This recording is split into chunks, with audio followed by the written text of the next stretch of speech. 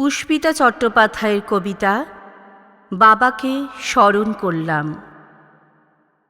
বাবা আমার হৃদয় ছিল পুরো, মস্ত একটা আকাশ আর মস্ত পাহাড় চূড়ো।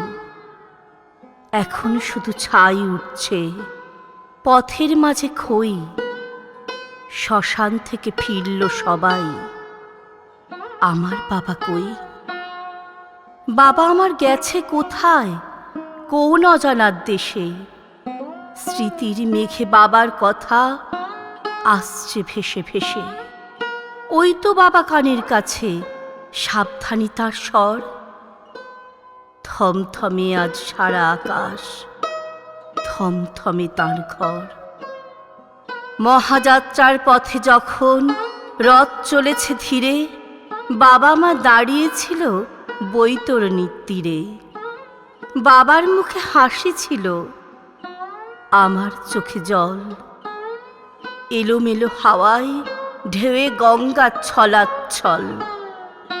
জ্বলছে চিতা, উঠছে ধোঁয়া, আকাশটা গম্ভীর। বুকের মাঝে বিঁধল যে আজ বিষ মাখানো তীর।